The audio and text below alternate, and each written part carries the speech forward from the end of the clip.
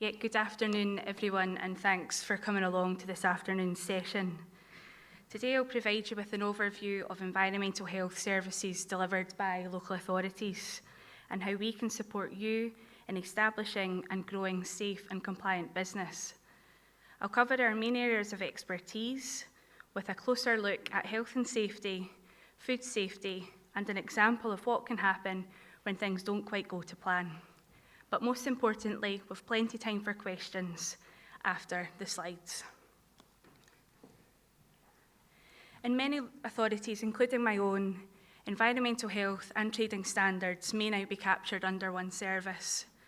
You may know them as protective services or regulatory services. Our primary focus is to keep you, your staff, and your customers safe and free from harm when visiting attractions, attending events, and consuming food. Environmental health officers are degree qualified, and before they can become an EHO, must complete 48 weeks of practical training and 5 oral exams in addition to their honours degree. In addition to assisting businesses to ensure they remain compliant, we also provide a service for all residents of local authority areas in relation to noise complaints, drainage issues, housing matters, animal health, and many others. A lesser-known area of work is that within port health. All vessels that operate in international waters require a 6-monthly inspection to ensure they remain free from pests and disease. So thanks to my colleagues who don't know they're featured here today. I don't have long enough to talk about the variety of areas that we cover. On the screen are those that are likely most relevant, such as business advice, labelling, noise, animal, and food safety health. We work in conjunction with many other services within the Council, such as economic development, planning, and licensing. We also work with external partners such as NHS, SEPA, SSPCA, the Animal Plant and Health Agency, the HSE, and Food Standards Scotland. For all businesses, staff must be trained commensurate to their duties. The Royal Environmental Health Institute of Scotland are an approved training body, and if you require training, can direct you to your nearest training centre, and there are many courses that cover food safety, health and safety, and licensing, delivered both in person and online. The variety of these topics are extensive. There is no charge to access our services. So you are encouraged, if you have a question, do pick up the phone or send an email. The services that you will pay for will be water sampling and the variety of licenses that you may require to operate your business. Whilst there is no longer traditional health and safety inspections, there is still a legal duty for employers to have risk assessments in place for staff and visitors, safe systems of work and equipment maintained. There is also a legal duty for certain accidents and near misses to be reported to the HSE. If you're a local authority enforced premises, which many of you will be, the local authority environmental health team would then conduct any accident investigation, including fatalities. Where you have 5 or more employees, you must have written risk assessments available. Where it's less than 5, the risk assessment must still be carried out, but may be communicated verbally to staff. Your duty of care remains the same. You will find templates and examples of health and safety policy and risk assessments on the HSE website. The key to success of a good risk assessment is to include the staff that carry out the duties in creating the risk assessment. They need to take ownership of it, understand it, and be provided with practical ways to reduce any potential risk. The most recent case taken by a local authority was the tragic drowning of a young father-to-be on Loch Awe.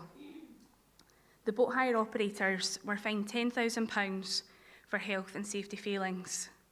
Let's hope we never meet in those circumstances, as it's important to know guilty offences can include imprisonment.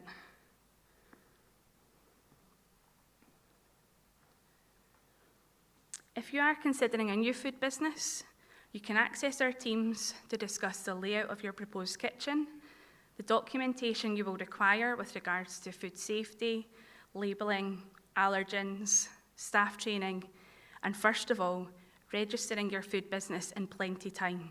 There's a legal requirement this is done 28 days prior to starting your business. We can also signpost you to the planners and licensing teams where required. Those with existing food businesses will be familiar with the Food Hygiene Information Scheme. This is the rating given to a premises following an inspection. Newly registered businesses will be issued with an awaiting inspection rating until their first full inspection. Improvement required generally means that the business has failed to meet the minimum legal standards in relation to food safety. A pass is awarded where that standard has been met, and then Pass and Eat Safe is for those businesses who have maintained a standard above that required by legislation. Although not mandatory to display this information, it is available online via the Food Standards Scotland website for customers and businesses to view. The Food Standards Scotland website is also an excellent resource for existing and prospective food businesses, talking through all of the different requirements, and includes free resources such as allergen training that can be passed on to staff.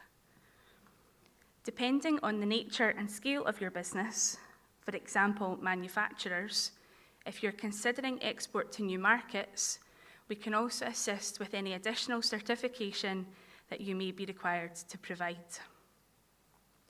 Food inspections tend to be based on the risk factor of your business and compliance.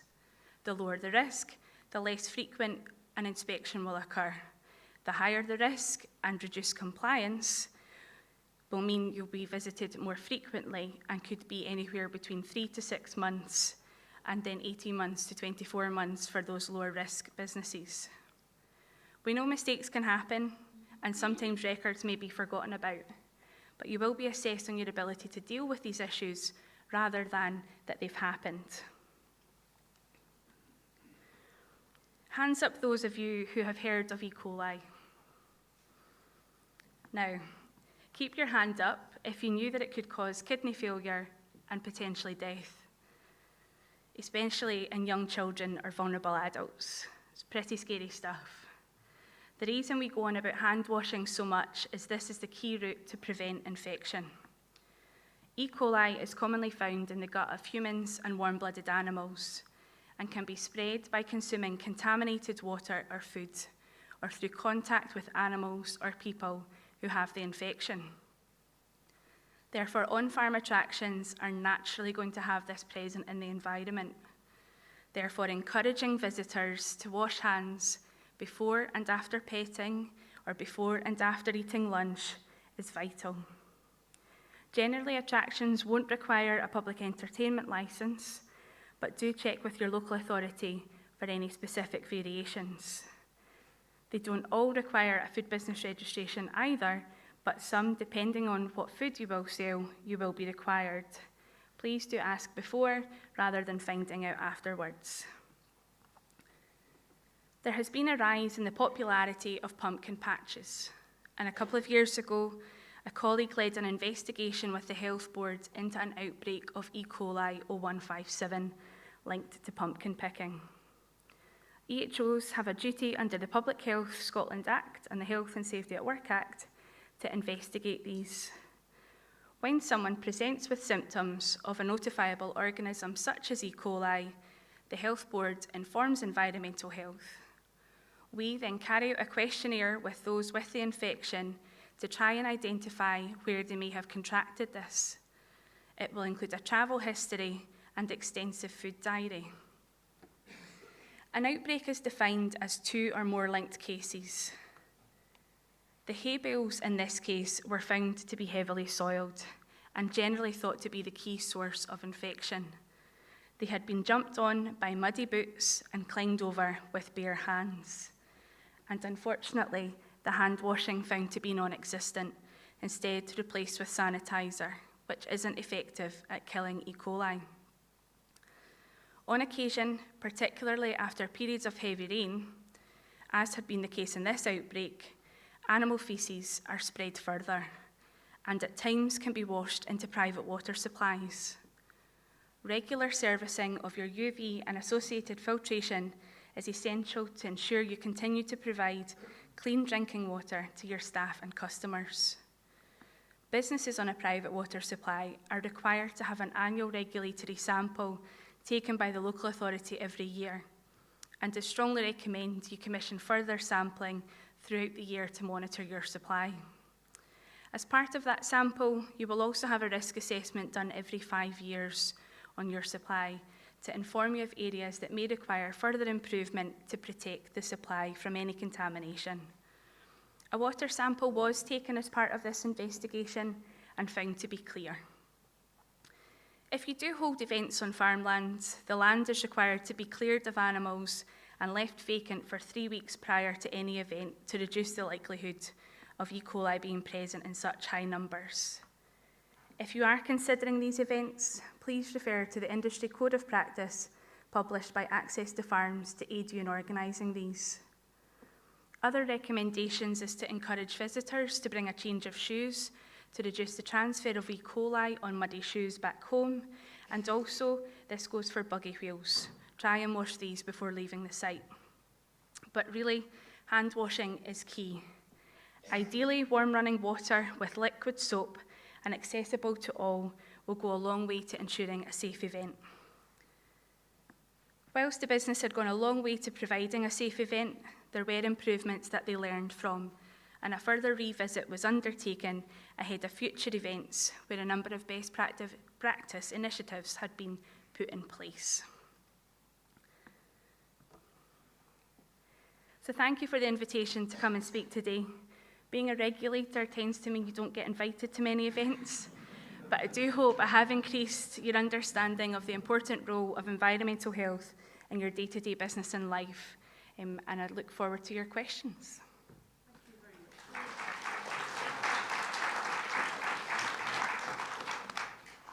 It's a great opportunity for anybody who has any questions to ask Louise. Yes, down at the front. Do you want a microphone? We'll have a microphone. I think this one's switched on. Is it coming out? This is when I fling it across the floor. There you go.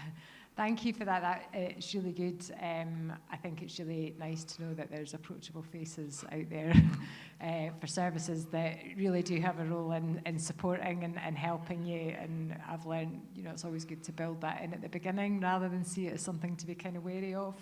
I had a specific question. We use a lot of self-contractors on the farm. So in terms of employee numbers, we fall under 5.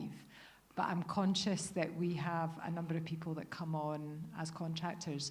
What does the legislation say about that in terms of written policies and procedures? With it being less than 5 and those contractors being more ad hoc, they themselves will have to risk assess the work that they are doing themselves and with any staff that work for them. But you would still have a responsibility for them coming onto site and off of site in terms of lone working, for example, finding out what they're doing, and for you to communicate any specific risks about the environment that they're working in, whether it be power cables, water supplies, structures, that type of thing. So although not directly employed, there would be an element of responsibility. So probably directed to the HSE website initially, as they would cover the contractor side of things for those workers.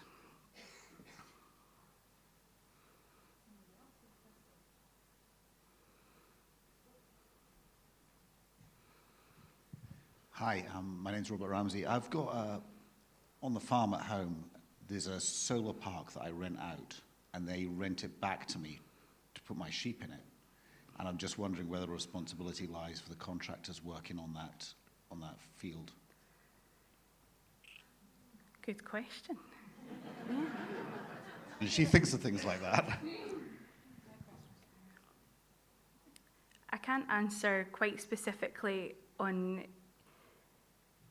are the contractors working for you directly, or you're tenant or No, your so- leaseholder? So Cubico, they'll be working for Cubico. Okay. But I'll have got the sheep on the field, so they'll be my E. coli's that they'll be interacting with. It should be, we're good at sharing E. coli. Yeah. It should be in their risk assessment in terms of their work environment and to consider the presence of E. coli in terms of what they're doing and hand washing, for lunch times, etc. So it may be a discussion that you want to have with the contractors to agree and raise awareness of the issue. My question was actually slightly different. Anybody who's got animals on the farm and the guests, if they've got holiday guests, wander through fields or go for walks or whatever, obviously there might be feces or whatever in the field. So what are they responsible for making sure their shoes are clean? Do we have responsibility for that? How does that all work? No, we can't remove that from the environment altogether. That's a risk that we all take when we go out for a walk in certain areas. We're going into the field rather than them coming to us in that circumstance. Really, where we're looking for the risk to be reduced is where we're taking the people to the animals in terms of petting setups, etc. So where you have guests staying and accessing the land, they may be less familiar with the risk of E. coli, and therefore it might be worth, if you have a guest handbook, just a reminder for hand washing and shoe cleaning, for example. Muddy boots, try and not take them inside or into the car, and to encourage hand washing. But no, it's an accepted risk that will be present, and no expectation for that to be removed.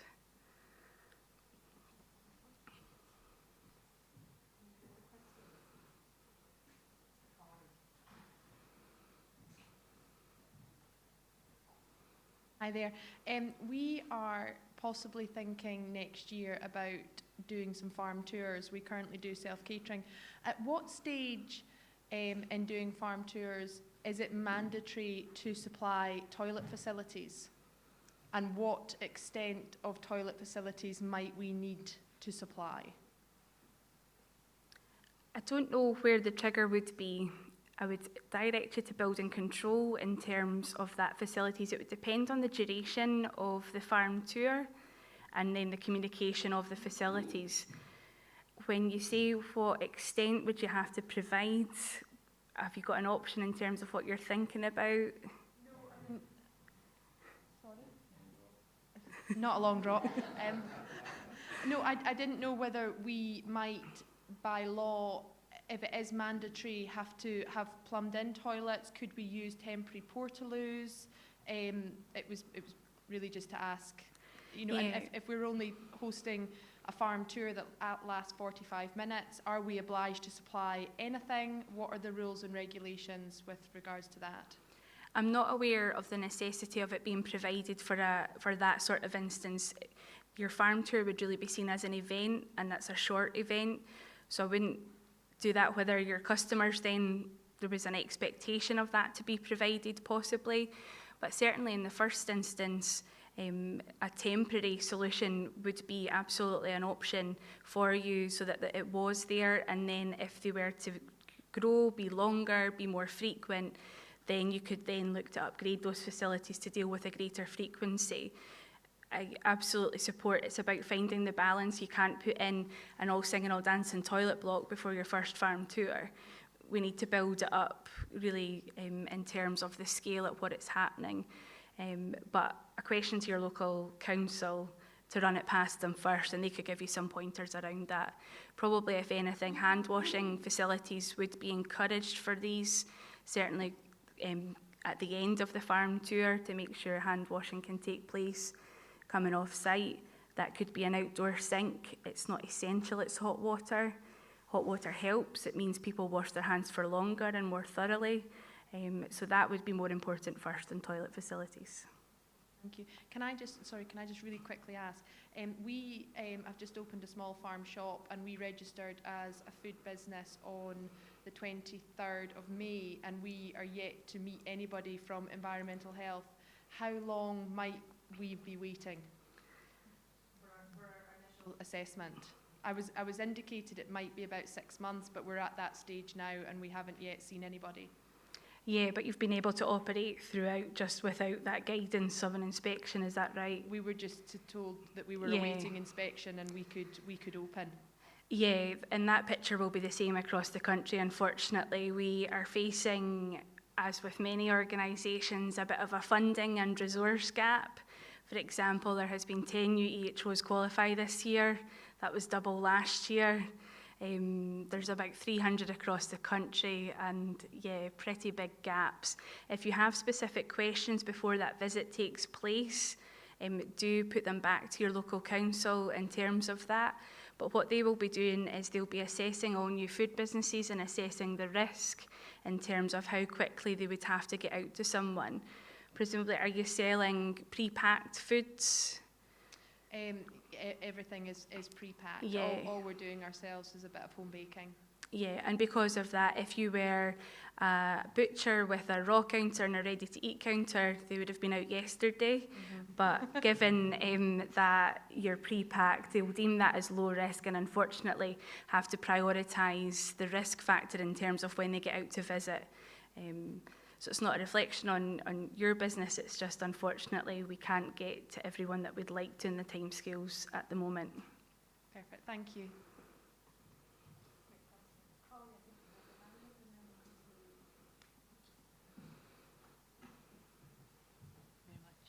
Hello. Hi. I'm Carly. It's nice to hear that you have set up a farm shop, so it'd be nice to talk to you at some point about it. But my question for yourself is, so brand new, starting from scratch, if you're looking to set up a farm shop, what are your first steps? What would you suggest? Do this. Yep. I'm going to say the P word, and that's planning. That needs to be in place generally, but whilst you're going through that process, absolutely speak to your environmental health team. Tell them what you're thinking. Is it all pre-packed, or will there be raw and ready to eat? Will you be looking to do any food production on site so that you can get a premises that fits your needs from the offset? It's going to fit the number of hand wash basins that you need. You're not going to need a specific raw area if you're not handling raw, to make sure that before you design your premises, you can design out any potential problems further down the line and that you would have room to grow into to a certain extent. Be clear on what you're hoping you're offering to be in terms of suppliers and research those suppliers. If someone turns up as suggesting as a new supplier, particularly just now when margins are so tight, we are concerned that there's a potential rise for food fraud.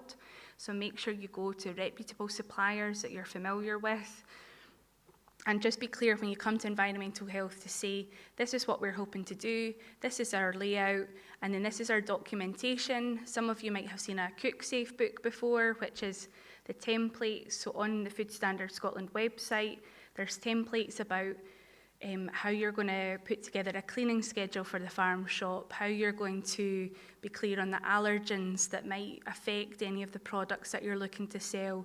So a little bit of research before you come with plans, and then you can be directed through what training might be appropriate, what labelling, and cleaning chemicals, that type of thing. We tend to answer most of those questions.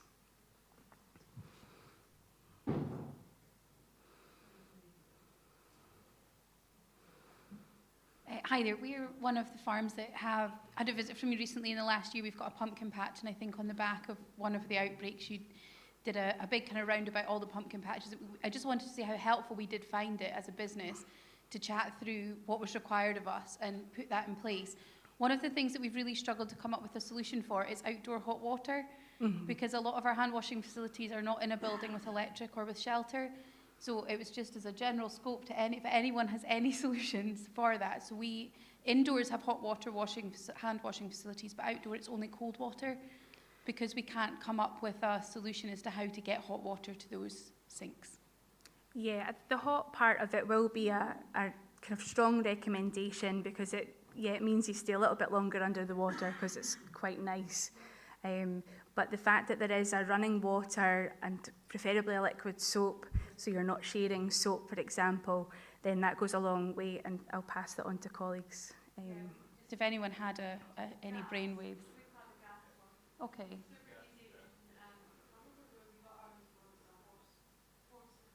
Okay. And totally fine outside in the rain and the wind. And excellent.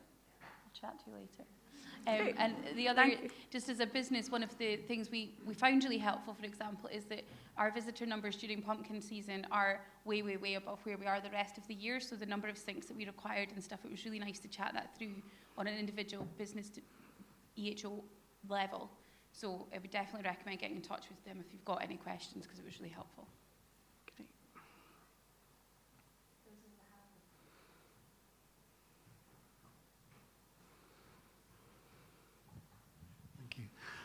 Thank you for the opportunity to ask a question, but it's one thing that starts with P, and that is policing.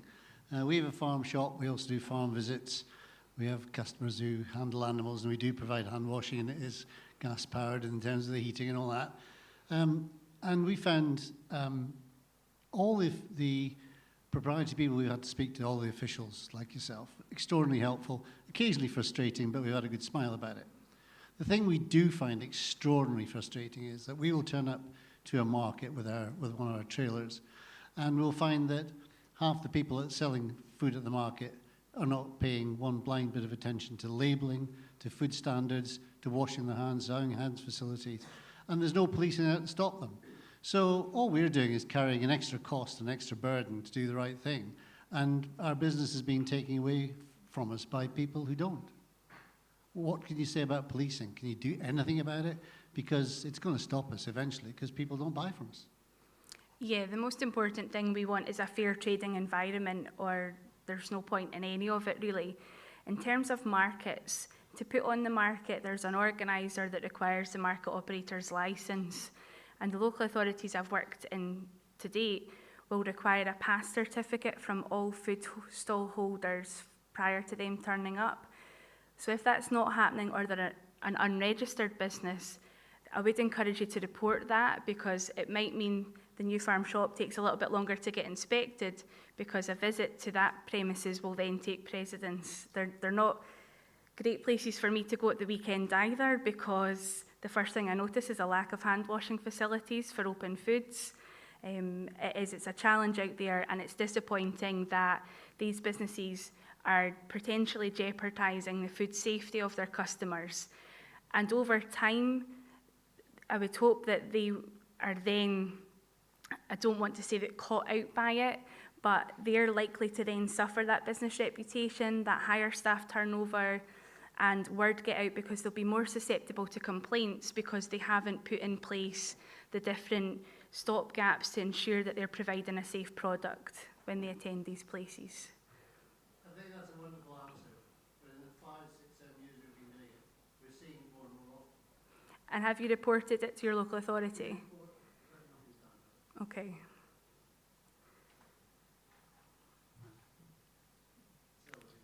Needs to go back to the local authority. They need to do something about it. It has to be a clear and level playing field. That's where the powers lie to deal with it, yes.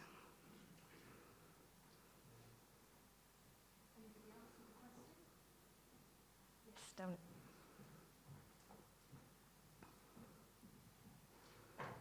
If you have an event where you're providing just a pop-up cake stand, tea and coffee, are there any guidance that you need for that? Yes, if you're providing food for sale on your premises, you would require to be a food business from that. And that would be if you bought in the cakes from another supplier, or if you provided them for yourself. That food for sale part makes you a food business. And then it would depend if they are open for sale or if they're pre-packed. You would then have your allergen labelling. So I'd point you to the Food Standards Scotland website initially, from that, and then your local environmental health office. Thank you. Oh, right round the other side, David. Thank you.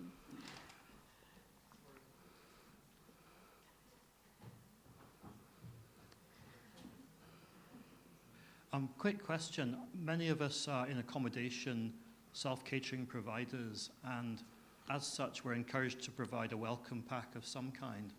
And I think many of us sometimes do put in a jar of homemade jam or something homemade from your kitchen.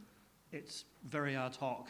It's not all the time. It's for every set of visitors. We don't see that many people in a year, but we do see them. Should we be getting a license for that, or is that a bit in the grey area?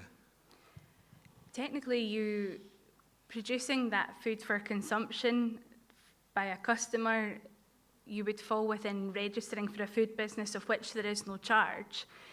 But I would have a conversation with your local environmental health office for them to confirm the level of potential risk from what it is that you're doing, and I would hope they would then apply the legislation in a commensurate way to what it is that you're providing, and perhaps just give you a couple of pointers and check, are there allergens involved, and private water if that's there as a raw ingredient, to just make sure that what you're providing is safe. Any other questions? Yes. Microphone's winging its way to you.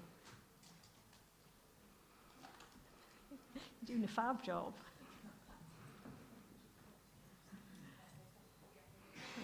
Sorry, just on the back of the gentleman's question, is there a difference between selling somebody something that you have made and gifting them something that you have made as part of a welcome pack? If you're not actually selling it to them, does a different rule apply, or is it still the same rule?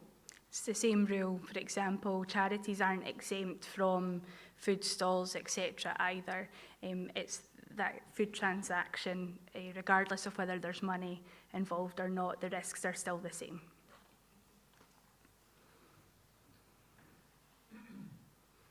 Do you have any further questions from anybody?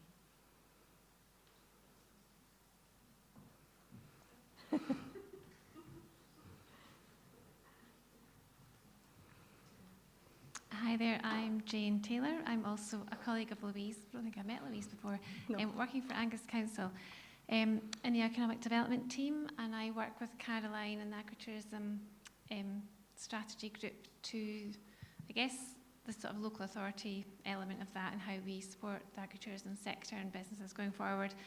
And I suppose it's a question for the room, because I'm absolutely no EHO expert. From economic development, I guess we're more of a sort of facilitation. We're around business support, trying to help you as businesses to grow and develop and to achieve on your ambitions. And so I'm learning lots today from you, Louise, which is great. And you were mentioning as a startup business, or if you're doing something new, the what did you say? The Food Standards Scotland website is a great place to start. And it's kind of a general question around, do you feel as businesses that the guidance is clear and it's consistent across Scotland? So if you're looking to do something different, or you're looking for that information and advice, and from my perspective as a business support kind of network, is that there in a place where you can easily access it? How does that how do you feel?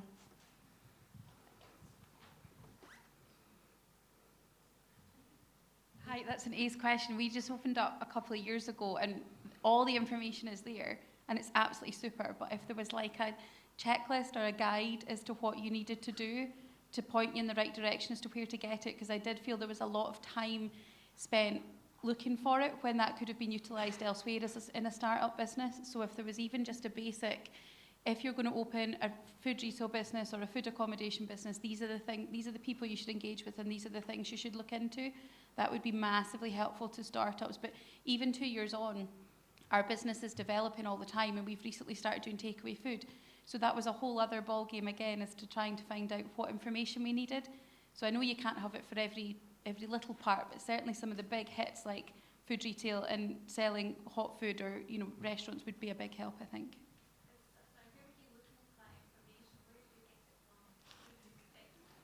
So we registered as a food business and we knew to do that just through conversations with the network, between the kind of Go Rural network and friends.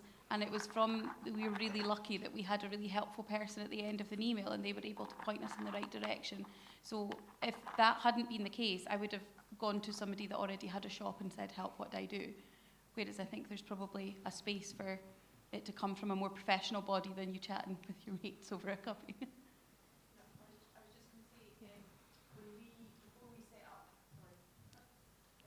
before we set up the farm shop, I did rural leadership, and I was on it with a lady who had done something similar, and she had told me to sign up with the National Caterers Association, NCAS, and that's been invaluable because I've signed up with them on an annual basis, and they have given me all the templates I need for my, the checking of my fridge temperatures, my freezer temperatures, my cleaning templates, and I think I pay something like £120 a year, and they basically give me everything all the templates I need and all the checklists I need.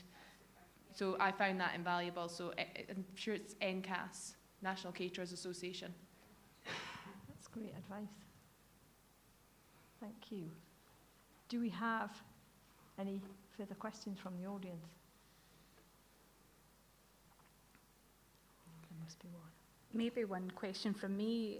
Is there anything that I've covered that you think I've missed that would have helped, or anything that surprised you, or any myths that you perhaps have?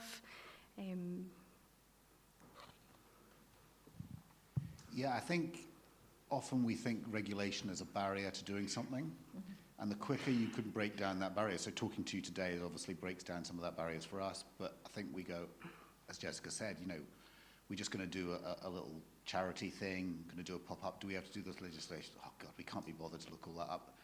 So that quick guide, that's really simple. If you're going to do this, it's going to cost you this. Because, we're all busy and we haven't got time to research it of something that's maybe not going to make us very much money. If you're doing a sort of charity pop-up, it's kind of thinking, oh, well, maybe we'll just not bother. I mean, that's, Yeah, and we want to kind of remove those barriers. What we noticed during the pandemic was we'd went from only turning up on an infrequent basis to do an inspection to talking to business on an almost daily basis, because it was our role to be that link between government who made the legislation and then for us to communicate that to businesses. So I think that was the first time that our service had been seen as a source of advice to business, rather than just being someone that was there to tell you, no, you can't do that. We were there to tell you how you can do what you want to do and how you can do it safely. And the profession has really tried to recognise that and take that on board, and to almost go, not a slightly different path, but to remind ourselves as well that if we can provide that advice to you up front, you can then make more informed decisions about how you go forward in your business. And then we're perhaps having a more constructive conversation about your next steps. And then the next time you think, actually, I think we'll try this, we're one of the first people you call to chat it through, rather than giving it a go and us, being negative again. We want to try and change that and be more positive. So yeah, that's what I hope to get from today, was to try and show that we are there as a resource to give advice where we can. I think that's a great point, Louise, actually. Something I think many of us will take back from today's session to give your counterparts in our relevant local authorities a call. Does anybody else have any further questions? Yes, we have a couple. We have Patricia at the front, Bruce at the back, over in the... Oh, lots and lots of questions. Keep going, guys, it's fine. We've got about, just to be the mean timekeeper, we've got about 5 minutes or so left of this session. So let's make the most of it. Thank you. Yeah, I'm not actually here to ask a question. I have been on the other end of the coli situation. Okay. I sadly very nearly lost my daughter. She contracted E. coli. We think possibly through attending an agricultural show. We never found a source for that. And I don't think that there is enough awareness of how serious the problem actually is. Thankfully, I am here to tell the story. We encountered the other side completely. And I just think that I just wanted to speak because I have been in that situation, because I have heard so many people say that, they couldn't understand why people had been so hard on them when it comes to handling uncooked and cooked foods and being on a farm and in a farm environment. And it's just basically, people think that E. coli is sickness and that you'll go over it. It's a bad tummy. It's not. It's totally something completely different. Our daughter's kidneys did fail. Oh. The toxins went to her brain, and it was a very, very difficult situation. But I don't want to terrify you here because, but it's just to, make you aware that it is a lot more than a sick tummy if you, so I just wanted to say a little bit because I wasn't aware that this would be spoken about. I probably wouldn't have been here No, if I'd sorry, known but that. thank you for sharing that. Yeah. So please take it seriously. Definitely. When you're considering. Sorry. Thank you. Thank We've got a you. question along the lady further along in the. Just And one then last behind you. quick point on One E. last- coli. The reason it's such a challenge is, your salmonellas and everything else, you're kind of tens of thousands of bugs to make you ill. It can be less than 10 E. coli that give you such bad symptoms. It's not a big thing, it's a tiny little thing compared to the others. And it is just on that we have a wedding venue, and across the fence, one of the main attractions are the Highland cattle who come up to speak to the guests, and we're looking at putting other animals in that people might pet, and now I think I might not bother. Well, is it something that if you were to put a sign on the fence, if you petted these animals, please wash your hands? To me, I would know to do that, but most people who come to the farm don't know that. And it's just, what can we do? I don't want to spoil their fun, but I want to protect my bum. Yeah, I think signage absolutely, and easy to access hand washing facilities if that is something that you'd be encouraged to do, because I think that's it. You're all very aware of E. coli and where it exists in your environment, but visitors, city people, anybody else kind of coming to visit just don't understand that risk and don't understand the importance of hand washing. The kind of food saying is, oh, but it smells okay and it looks okay. You can't see or smell bacteria that do the harm, so it's breaking those myths and encouraging hand washing. So if you can manage the risks, then we don't want to stop things. I know, just on that point, for us at home, because we have the alpacas, it's a constant. COVID was a nightmare because everybody had hand sanitizer, and trying to encourage the public and to wash their hands, and we physically take a group at a time and escort, for want of a better word, is how we manage it. Nobody wanders around unescorted on our attraction, and we make it very much, it's a sign as you come in the door to do your feet actually in your hands, and we escort them both to the foot dip and also to the hand washing afterwards. And sometimes it staggers me how many times to a group, because it can be a mixed group of public, how many times I have to repeat that simple message of wash your hands, and the challenges and the barriers that you sometimes face, but we just keep banging on about it and literally do escort everybody. Oh, hello. If the kids are climbing on the fence and then they go in and have their meal, is it something that should probably be announced? Everybody, make sure you've washed your hands. I don't know. It's you can't make them, but you can't stop kids climbing on fences, and you can't stop cattle scratching on them. So, what do? Signage and okay. I think so. I think we've got time for one last question. We've got two. It's not so much a question from my perspective, but I've worked for most of my life in food service production, and one of the key things I would say to you in terms of the things you can learn from your EHO is they have changed their attitude massively in my time, in my career, to be much more advisory. They do want you to succeed. Yes. So the other aspect of that in success is your reputation is hard won.